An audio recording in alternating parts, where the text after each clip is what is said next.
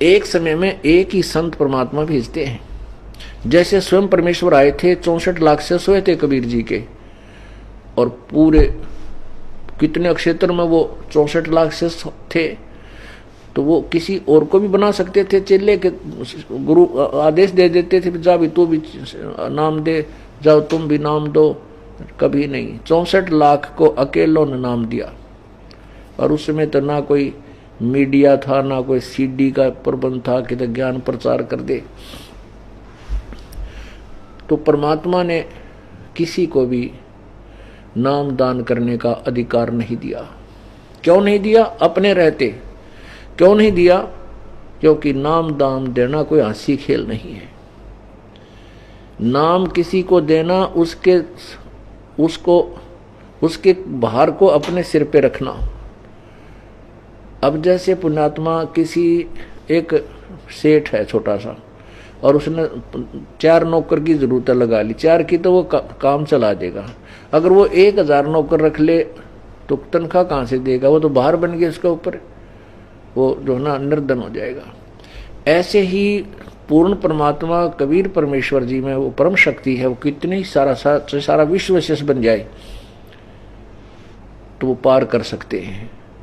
ऐसे ही जिस दास को वो भेजते हैं अपनी शक्ति दे करके, वो जैसे तो वो पार कर सकता है पूरे विश्व को।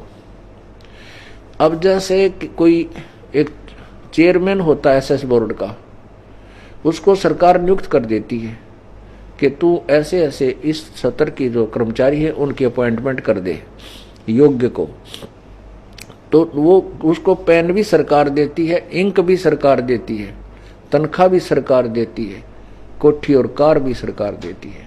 और फिर वो केवल एक साइन करता है नीचे एक अपॉइंटमेंट लेटर पे, अक्सर वही होते हैं, you are here by appointed for the post of such and such, your salary will be such and such and these are the term and conditions, और नीचे साइन कर देता है।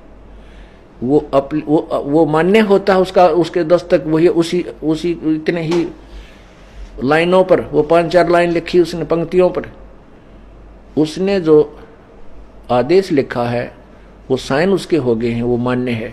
और जिस बच्चे के नाम उसने लिख दिया उसको सरकार नौकरी देगी, पूरी व्यवस्था देगी और पूरी सुविधा देगी। उसका कुछ नहीं लगा, सरकार देगी, लेकिन दस्तक उसी के होने चाहिए। अपॉइंटिंग अथॉरिटी वही हो, सिलेक्शन अथॉरिटी। तो इसी प्रकार यदि उन्हीं 4 लाइनों ने कोई याद कर ले, इसी प्रकार कोई कागज प्रिंट करवा ले और नीचे अपने दस्तक कर दे, तो वो कितना मान्य नहीं। और ना उस जिनको वो बना कर देगा वो अपॉइंटमेंट लेटर, सिलेक्शन लेटर, उनको कोई लाभ नहीं होगा। आज आप बुद्धिमान हो, शिक्षित हो, बहन बेटी भाई बुजुर्ग सभी शिक्षित हैं और आप खूब समझते हो इस व्यवस्था को। इसलिए ये ज्ञान परमात्मा ने इस समय इसका ढोल बजाना था और सारे विश्व में इसको पहुंचाना था। ये पहले ही निर्धारित था, परमात्मा ने आना था। जैसे आपने कबीर सागर में पढ़ा कि बर में पंथ में हम ही चलावें, हम ही चल आवें, चल कर आएंगे, और सभी पंथ मिठाकर एक पंथ चलाएं। परमात्मा नहीं आए तो अपना कुत्ता ये दास भेज दिया आपको जगाने के लिए, भौंकने के लिए। धनवान लोग जाग जाते हैं जब कुत्ता भौंकता है, वो समझ जाते हैं कोई आपत्ति आसपास मंडराई हुई है।